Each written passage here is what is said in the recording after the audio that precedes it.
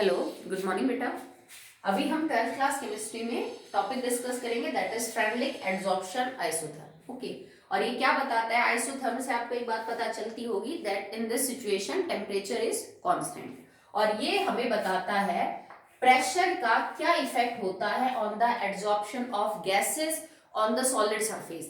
मैंने तब भी आपको समझाया था कि प्रेशर बढ़ने के साथ साथ एड्सॉर्प्शन बढ़ेगा, पर उस टाइम मैंने आपसे बोला था कि इसका जो डिटेल में हम आगे जाके पढ़ेंगे। तो फ्रेंडलिक ने प्रेशर का क्या फर्क पड़ता है एड्सॉर्प्शन के ऊपर। लिक्विड भी ले सकते हो आप, गैसेस भी ले सकते हो, पर ज्यादा हम गैसेस में काम करेंगे अगर टेम्परेचर को कांस्टेंट रखा जाए तो, क्योंकि टेम्परेचर और प्रेशर दोनों ही वेरी करते हैं विद एड्सॉर्प्शन। तो एक प्रॉपर्टी को समझने के लिए, उसका असर समझने के लिए हमें दूसरी को कांस्टेंट करना पड़ेगा। तो हमने टेम्परेचर को कांस्टेंट कर रखा है आइसोथर्म का मतलब, और हम प्रेशर का इफेक्ट देखेंगे on the adsorption of gases, ठीक है, by a solid adsorbent. Okay, और वहां पे सिचुएशन मान के चलेंगे इक्विलिब्रियम। इक्विलिब्रियम की सिचुएशन मान लेंगे। इक्विलिब्रियम से सिचुएशन का मतलब क्या है कि ये जो गैस आप एड्सॉर्ब करवा रहे हो एड्सॉर्बेंट के ऊपर, ये आप एक क्लोज वेसल के अंदर करवा रहे हो, ठीक है। जैसे आपके पास एक कंटेनर है, ठीक है, इस कंटेनर के आपने कोई सॉलिड एड्सॉर्बेंट रखा, पर सॉलिड एड्सॉर्बेंट आप पाउडर फॉर्म में लेंगे। यहाँ पे जैसे मान लीजिए हमने छोटे छोटे टुकड़े लिए हैं, कोई भी एड्सॉर्बेंट आपके पास हो सकता है, उसको अपने फाइन पाउडर की फॉर्म में ले रखा है ताकि वो बेटर एड्सॉर्प्शन कर सके। ओके, उसके बाद हमने इसको मैनोमीटर ट्यूब से कनेक्ट कर रखा है, हमें आगे प्रेशर मेजर करना है, और मान लीजिए फिलहाल जो लेवल है मरकरी का वो ये इनिशियल कंडीशन में, ठीक है। आपने ऊपर कोई गैस ले रखी है, यहाँ पे कोई गैस है जो एड्सॉर्बेट है, ये एड्सॉर्बेंट के पार्टिकल है, ठीक है। और हम उस टाइम की बात करेंगे जब प्रेशर जो है कम या ज्यादा करने से गैस के अमाउंट पे क्या फर्क पड़ेगा एड्सॉर्ब होने के लिए, जब सिचुएशन इक्विलिब्रियम की आ जाए। इक्विलिब्रियम का मतलब क्या होगा बेटा? देखो, शुरू में क्या है ना, ये सरफेस एरिया खाली पड़ा है, एड्सॉर्बेंट का सारा सरफेस एरिया खाली है, गैस जल्दी जाके एड्सॉर्ब हो जाएगी, ठीक है।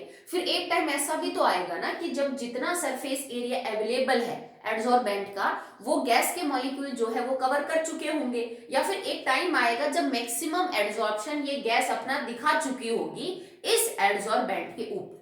पर बिकॉज आपने तो वेसल को क्लोज कर रखा है, जब मैक्सिमम आपका एड्सॉर्प्शन हो चुके उसके बाद अगर एक मॉलिक्यूल भी गैस का एड्सॉर्ब होगा एड्सॉर्बेंट के ऊपर, तो एक ही मॉलिक्यूल एड्सॉर्बेंट से ऊपर किस में चला जाएगा, जो ऊपर आपका जो एड्सॉर्बेंट के ऊपर सरफेस है उसके अंदर। अब दोबारा अगर दो मॉलिक्यूल वापस एड्सॉर्ब होंगे तो दो मॉलिक्यूल जो एड्सॉर्ब हो चुके थे वो क्या चले जाएंगे वापस जो ऊपर सरफेस है उसमें। इसका मतलब एक टाइम ऐसा आएगा जब अमाउंट ऑफ एड्सॉर्प्शन, या फिर आप यूं समझ लीजिए कि एड्सॉर्प्शन और डिसॉर्प्शन दोनों इक्विलिब्रियम के अंदर आ जाएंगे। एक टाइम आएगा जब एड्सॉर्प्शन और desorption both are in the equilibrium, कि मैक्सिमम एड्सॉर्प्शन हो चुका है।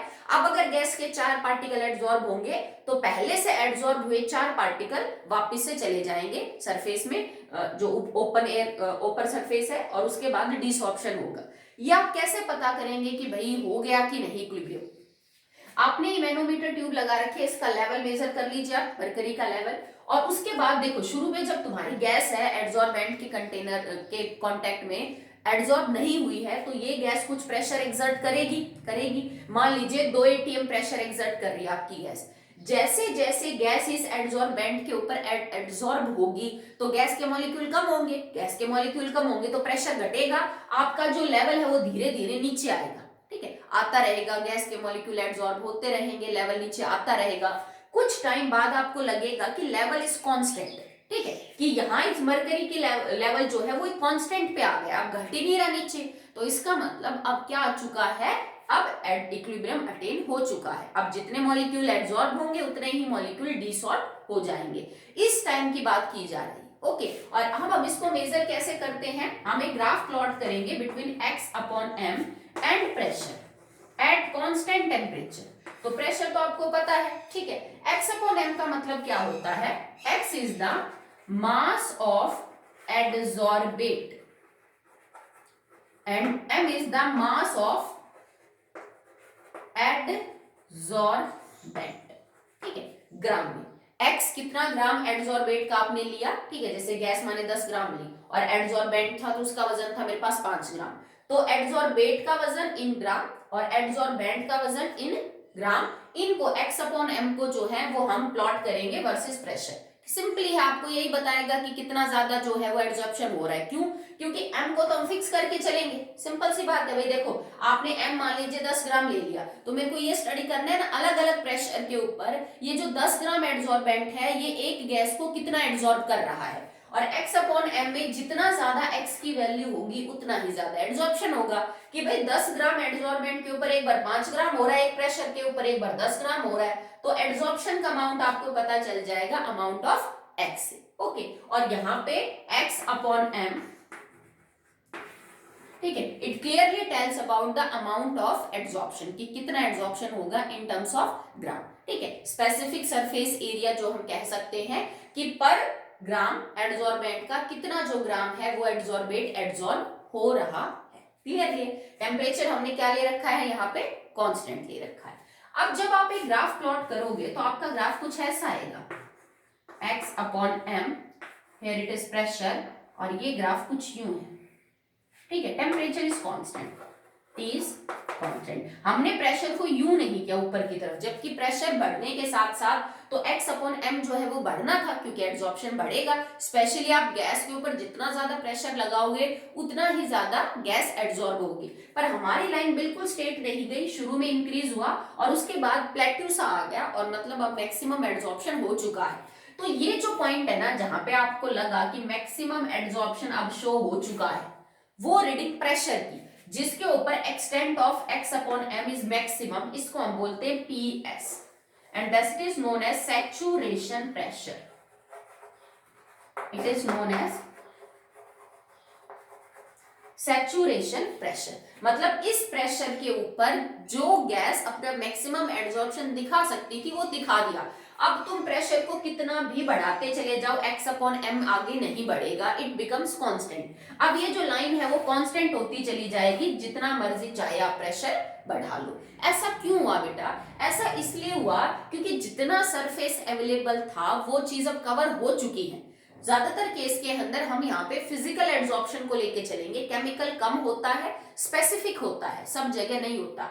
तो हम जब भी बात करेंगे we basically talk about physical adsorption.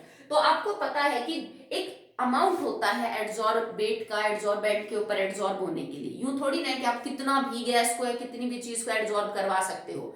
जब ये पॉइंट आने का मतलब है कि अब एड्सॉर्बेंट ने मैक्सिमम अमाउंट ऑफ गैस को एड्सॉर्ब कर लिया है, अब सरफेस अवेलेबल नहीं है, एक लेयर बिछ चुकी है। ठीक है, आपने एक लेयर एक्चुअली में एड्सॉर्बेंट के ऊपर बिछा दी है एड्सॉर्बेट की, और अब ज्यादा एड्सॉर्प्शन नहीं होगा, जितना मर्जी चाहे आप प्रेशर को अप्लाई कर लो। ओके,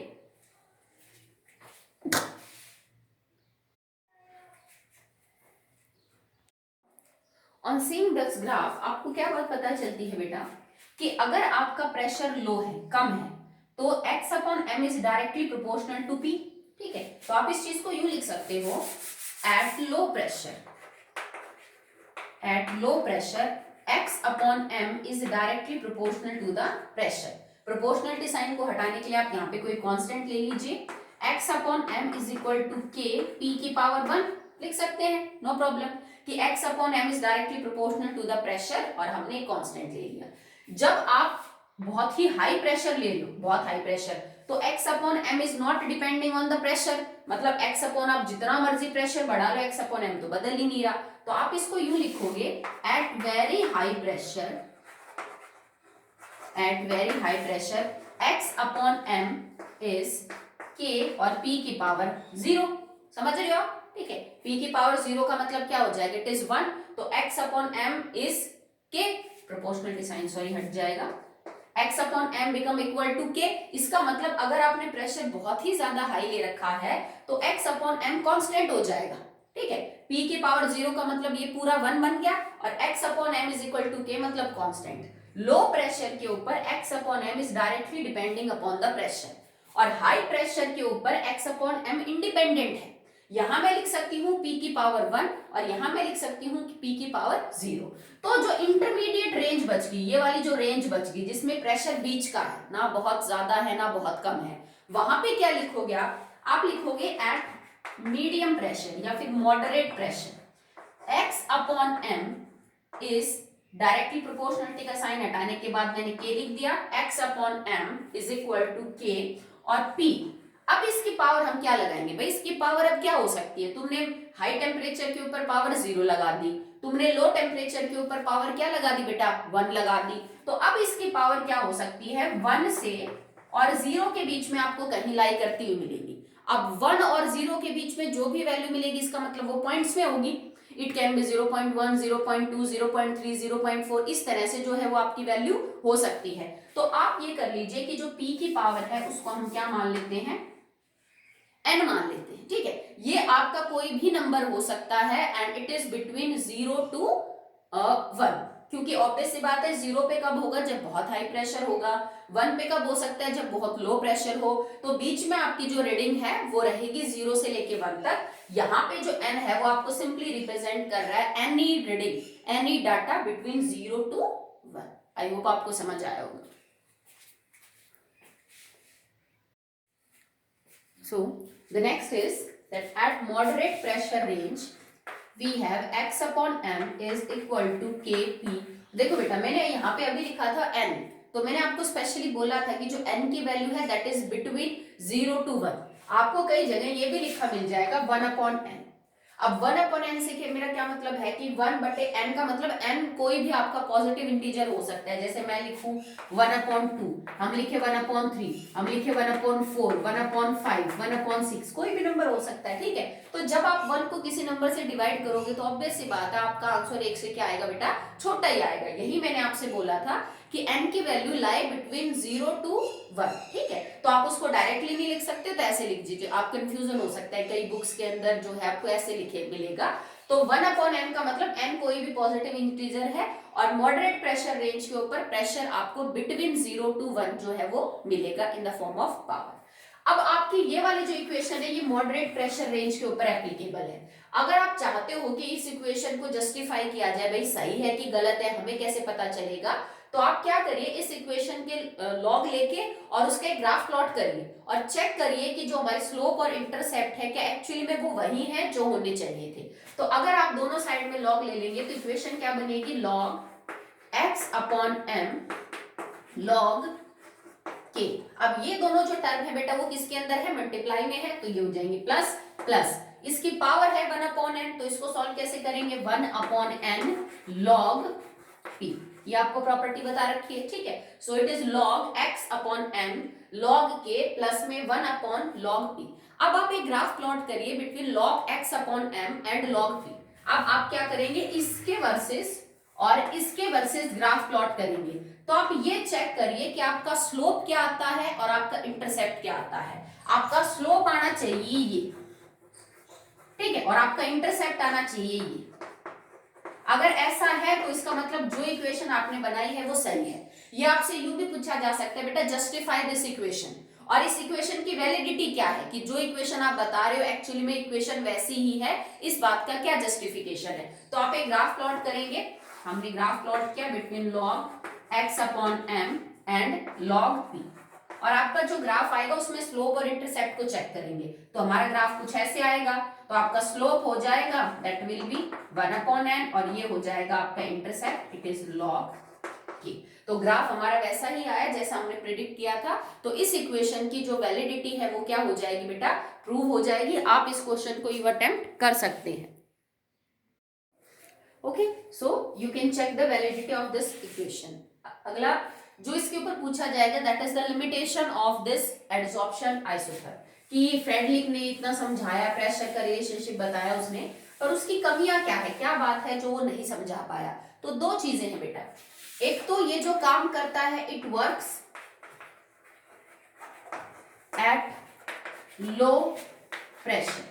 अगर आपका प्रेशर कम है तो आपको जो रीडिंग मिलेंगी वो अकॉर्डिंग टू दिस इक्वेशन मिल जाएगी, जो इक्वेशन अभी हमने बनाई x upon m is equal to k p की पावर 1 अपॉन n, उस इक्वेशन को आप जस्टिफाई कर सकते हो। Result according to that equation होंगे अगर प्रेशर लो है, बट अगर आप प्रेशर हाई लेते हो तो आपके रिजल्ट डेविएट कर जाएंगे from that equation. Second, it considered physical adsorption, इसने जो अपना स्टेटमेंट दिया, जो इसने थ्योरी दी, वो फिजिकल एड्सॉर्प्शन को ध्यान में रख के दी है, ये केमिकल एड्सॉर्प्शन को कंसिडर नहीं करता है। मतलब ये मल्टी लेयर फॉर्मेशन को ध्यान में रख के बनाया गया है, इसमें यूनिलेयर फॉर्मेशन जहां पे होगी वो चीज समझ में नहीं आई। ठीक है, अब जरूरी नहीं है कि जो फ्रेंडलिक आइसोथर्म है वो सिर्फ गैस ऑन सॉलिड्स पे ही अप्लाई होता है, आप सॉल्यूशन के केस में भी इसको अप्लाई कर सकते हो कि अगर आपका जो एडसॉर्बेट है वो सॉल्यूशन में है और आप उसको किसी सॉलिड सरफेस के ऊपर एडसॉर्ब करवा रहे हो तो भी आप इसको अप्लाई कर सकते हो। जैसे फॉर एग्जांपल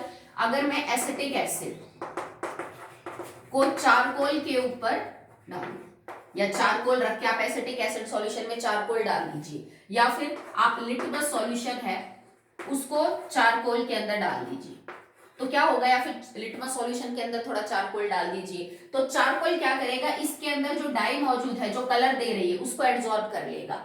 एसिटिक एसिड के मॉलिक्यूल को चारकोल क्या कर लेगा, एब्जॉर्ब कर देगा, और फाइनली जो सॉल्यूशन की कंसंट्रेशन है वो क्या हो जाएगी, कम हो जाएगी। ठीक है, तो फ्रेंडलिक एड्सॉर्प्शन आप सेम सॉल्यूशन के लिए अप्लाई कर सकते हो, पर सॉल्यूशन के केस में कंसंट्रेशन मैटर करेगी, प्रेशर मैटर नहीं करेगा। ओके, हम यहाँ पे प्रेशर डिस्कस कर रहे थे बिकॉज गैस एड्सॉर्बेट थी, अगर कंसंट्रेशन डिस्कस करोगे तो आपका लिक्विड जो है वो एड्सॉर्बेट है और वहां पे आप कंसंट्रेशन को इंपॉर्टेंस दोगे, तो वही इक्वेशन क्या हो जाएगी आपकी, x upon m is equal to k c की पावर 1 अपॉन, सेम इक्वेशन है। ठीक है, कि यहाँ पे प्रेशर की जगह हमने क्या ले लिया, कंसंट्रेशन ले लिया। ओके, बाकी आप सॉल्यूशन के लिए भी इसको अप्लाई कर सकते हो, इट हैव सम लिमिटेशंस, वो आपका होमवर्क है, आप इसको चेक करना। अब इसमें भी आप ग्राफ प्लॉट कर लीजिए, दोनों साइड में आप लॉग ले लीजिए, it is log x upon m is equal to log k plus में 1 अपॉन n लॉग c। आप इस इक्वेशन की वैलिडिटी को चेक करना चाहते हो, same plot a graph between log x upon m and log c, आपको 1 upon n मिलेगा स्लोप और आपका इंटरसेप्ट होगा लॉग a। तो आप इस इक्वेशन को जस्टिफाई भी कर सकते हैं कि ये इक्वेशन भी वैसे ही होगी जैसे हमने ऊपर वाली सॉल्व करी। आपसे ग्राफ प्लॉट करवाया जा सकता है, आपसे स्लोप और इंटरसेप्ट निकलवाया जा सकता है, इक्वेशन को जस्टिफाई करवाया जा सकता है, फ्रेंडली एड्सॉर्प्शन आइसोथर्म की लिमिटेशन पूछी जा सकती है, पूछा जा सकता है ये कौन से प्रेशर के ऊपर अच्छा काम करता है। ठीक है, तो it work at low pressure, high pressure पे तो इंडिपेंडेंट ही हो जाते हैं, मीडियम में भी वैल्यू बीच में है, तो ये लो प्रेशर के ऊपर अच्छा काम करता है। तो आज के लिए इतना ही, अगला टॉपिक जो है वो नेक्स्ट वीडियो के अंदर करेंगे।